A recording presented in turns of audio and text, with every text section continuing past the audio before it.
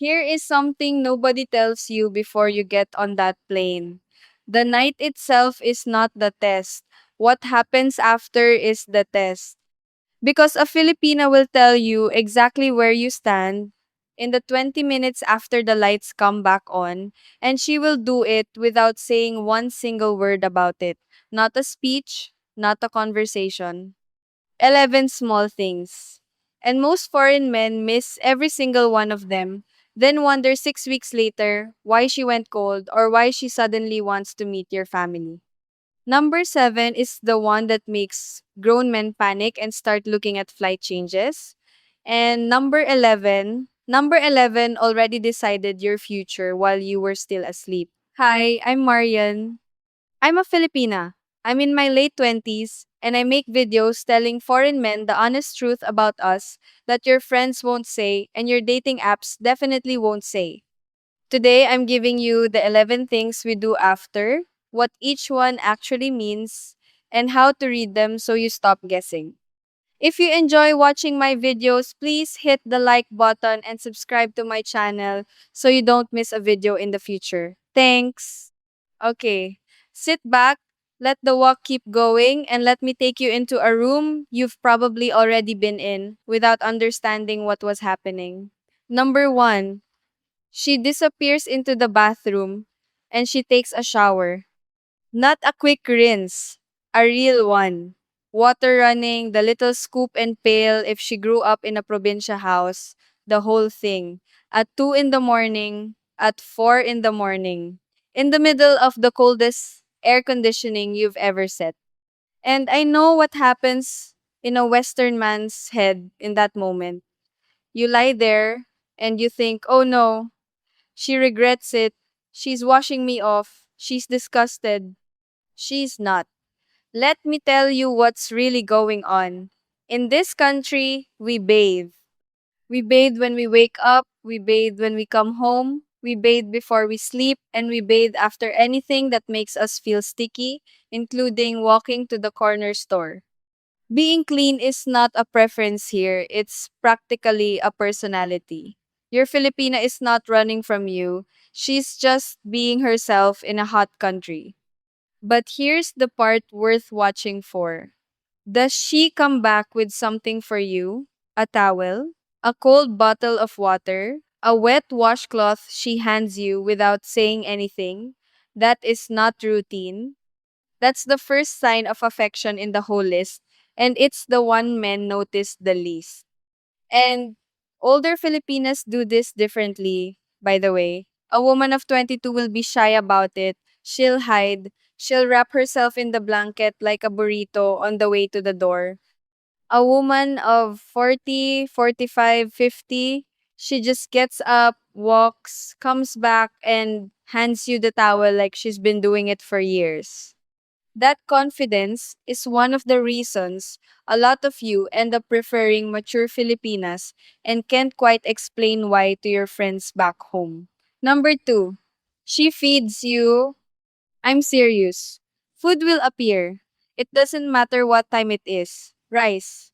Instant noodles with an egg cracked in. Leftover adobo from her tita's house. A mango she peels with a spoon and hands to you in pieces. Pandesal from the bakery that opens at 4. Somewhere between the shower and the sunrise, this woman will look at you and say, Kain ka na. Eat now. Here's what you have to understand. In the Philippines, feeding somebody is not hospitality. It's love. It's the oldest love language we have. Our mothers didn't say, I love you very often. They said, did you eat? They said, there's rice. They put the best piece of the fish on your plate and took the bony part for themselves, and that was the whole confession. So when she feeds you afterward, she has moved you out of the guest category. Guests get restaurants. People she cares about get rice at 3 in the morning. And if she cooks something, not reheats, cooks. Then, my friend, you have been quietly promoted and nobody sent you the memo. Number three, she goes quiet. This is where I lose about half of you. Because Western men absolutely cannot handle silence from a woman. She goes still, she stares at the ceiling, she answers in one word, and you start running through everything you did wrong in the last 4 hours like it's an air crash investigation. Stop. She's not angry, she's not disappointed, she's calculating. Because for her, something just changed and it changed permanently. She's lying there thinking, okay, what is this now? Is he going to be different in the morning? Do I tell my best friend? Do I not tell anyone? Am I stupid for this? Do I like him more than he likes me? Am I about to get hurt again? That silence is her running the whole thing forward in her head. And this is even more true for a mature Filipina because she's been through it before. She's got history, maybe an ex husband, maybe a man who promised and disappeared, maybe two kids in another province asking when mommy is coming home. She's not lying there dreamy, she's lying there weighing it. What do you do? Don't fill it with jokes. Don't ask, are you okay, 5 times? Because she'll just say, Opo, I'm fine, and shut the door. Put your hand on hers. Say something small and true, like, I'm glad you're here. That's it. That's the whole move. She'll come back to you in her own time, and when she does, she'll usually come back with number four. Number four, she asks the question softly in a small voice. So, what are we now? Sometimes she'll dress it up as a joke. Sometimes she'll laugh right after she says it so she can take it back if your face does the wrong thing. Sometimes it comes out as, do you have someone in your country? Which is the same question wearing a different shirt. Now, listen to me carefully because this is where good men accidentally become villains. In the West, the label comes at the end. You date, you sleep together, you keep seeing each other, and then after a few months, somebody says the word girlfriend and it's official. Here, it's backwards. The label comes at the beginning. We want to know what this is before we feel safe feeling anything. That's why she is asking now and not in 3 months. And here's the trap, the soft answer. Let's just see where it goes. Let's not put pressure on it. Let's enjoy the moment. To you, that sounds mature and relaxed. To her, that sounds like no. And she will not argue with you about it.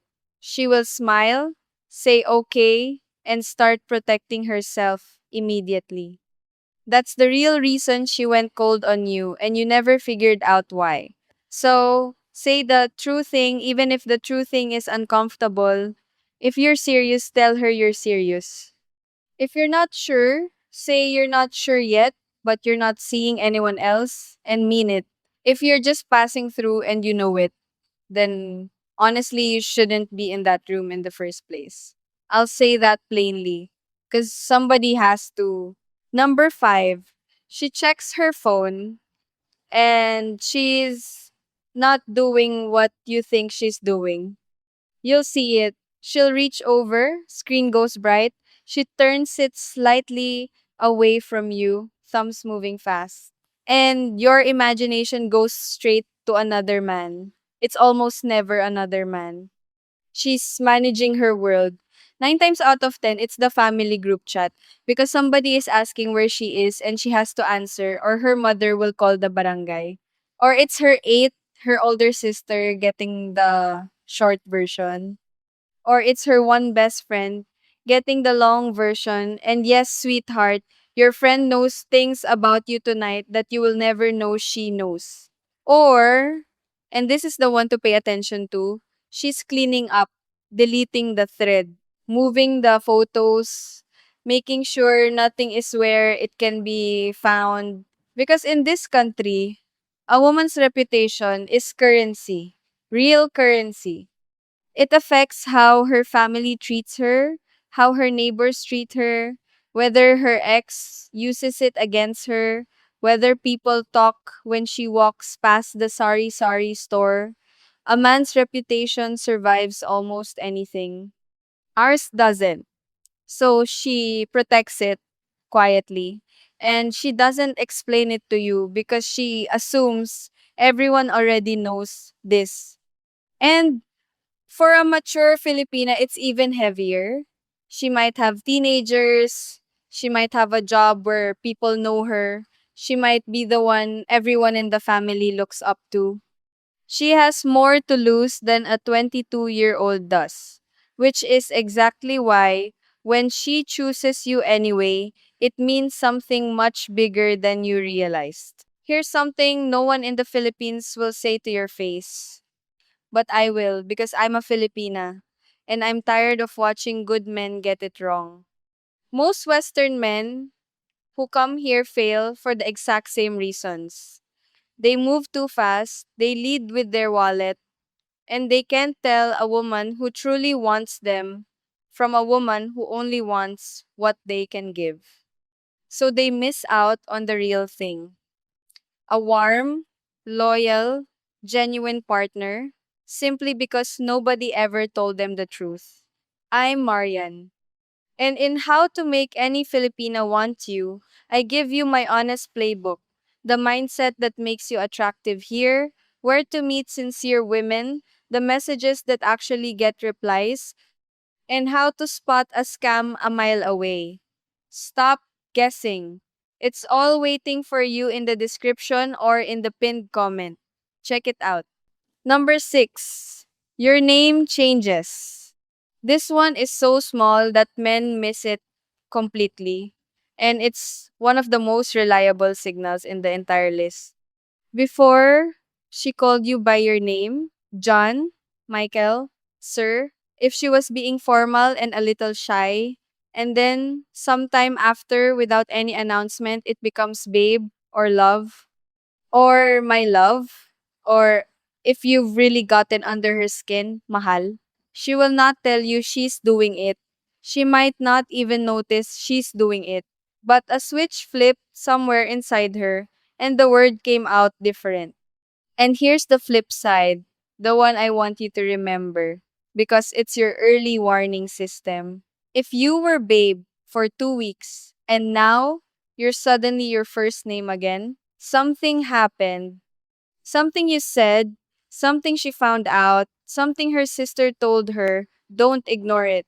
Ask her directly and ask her gently because that little change in a name is her heart adjusting the temperature.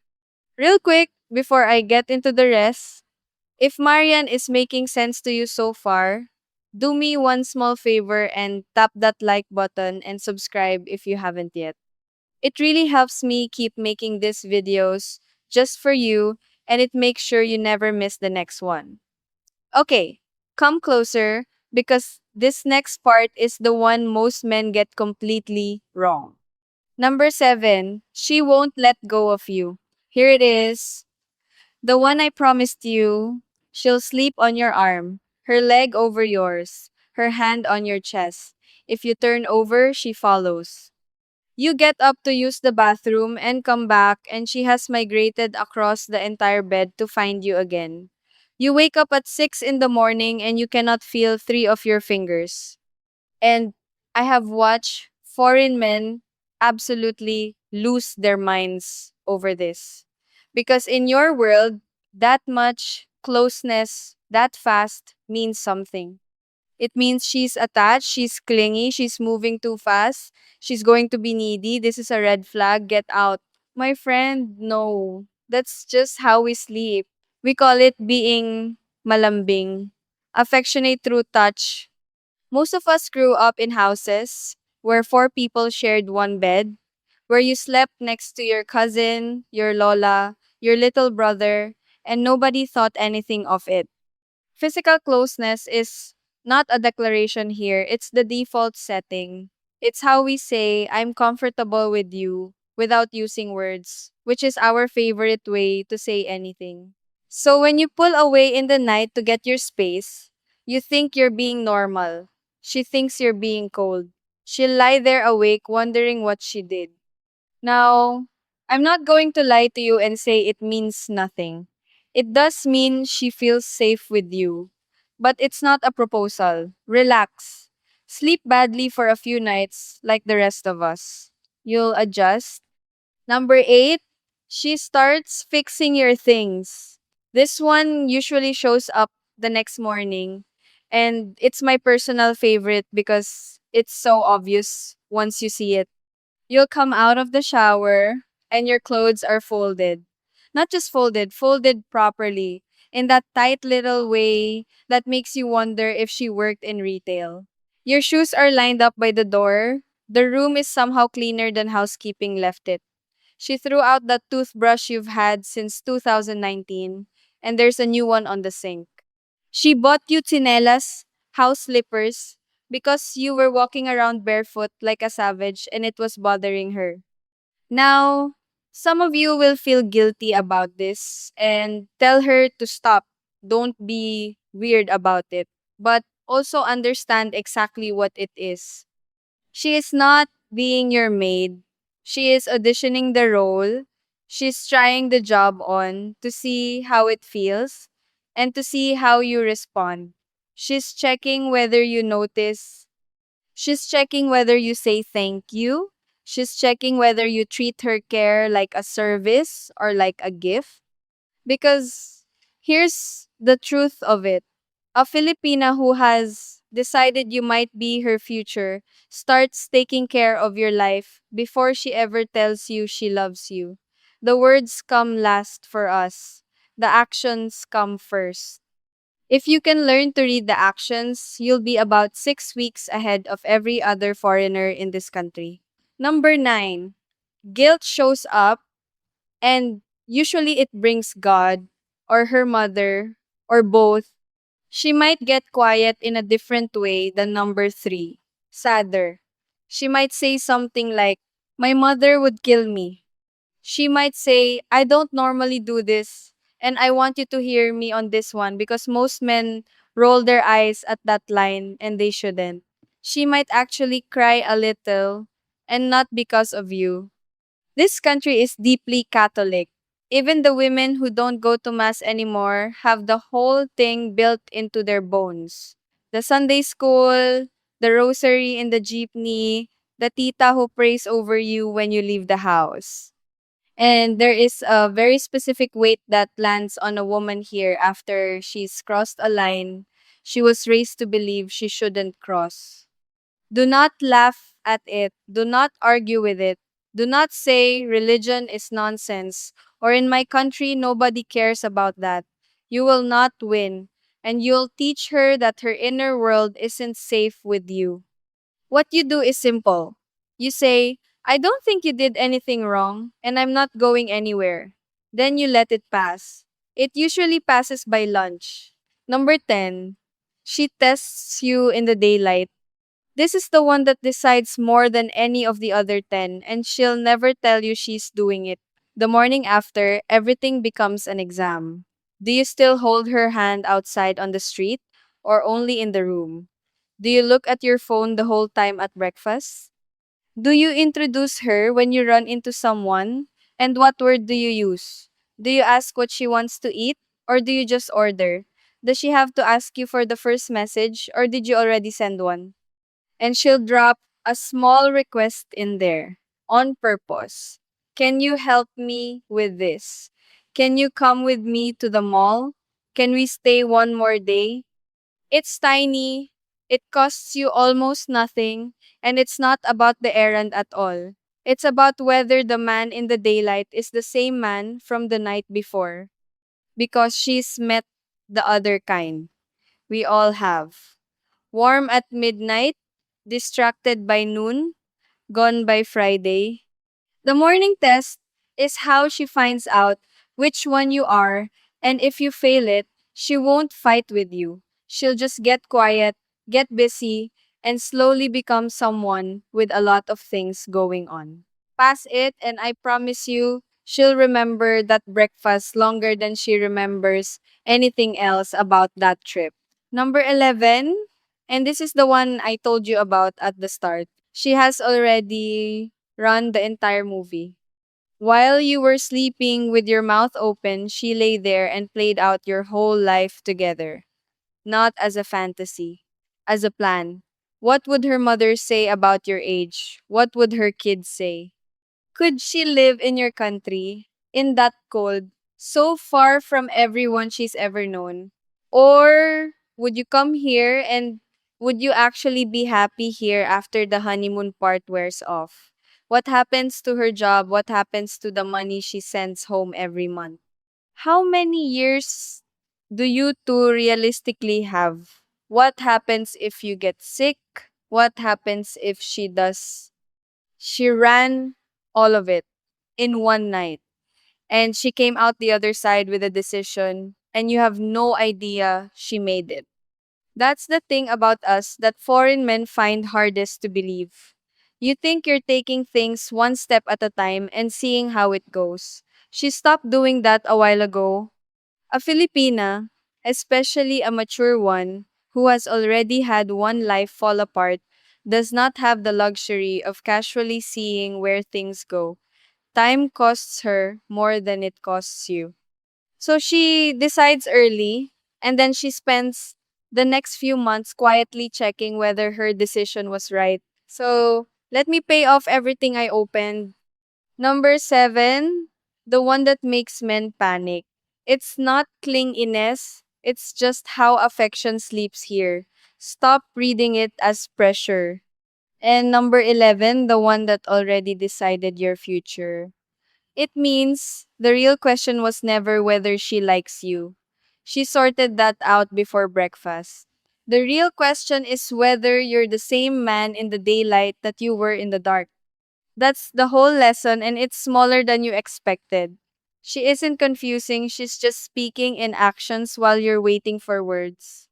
She washes, she feeds you, she goes quiet, she asks the small question, she folds your shirt, and every one of those is a full sentence. So here's my final thought for you tonight. If you're serious about her, say it out loud, early, in plain English. Because she's already all in and she's just waiting to find out if she was foolish. And if you're not serious, be honest before the night, not after. That's the kindest thing a foreign man can do in this country, and almost nobody does it. Before you go, if you're serious about finding real love in the Philippines, I've put everything I know into one honest guide: how to make any Filipina want you. The mindset, where to meet genuine women, the green flags, the red flags, all of it. It's the playbook I wish every good man had before he came here. Grab your ebook in the description or in the pinned comment, and I'll see you there.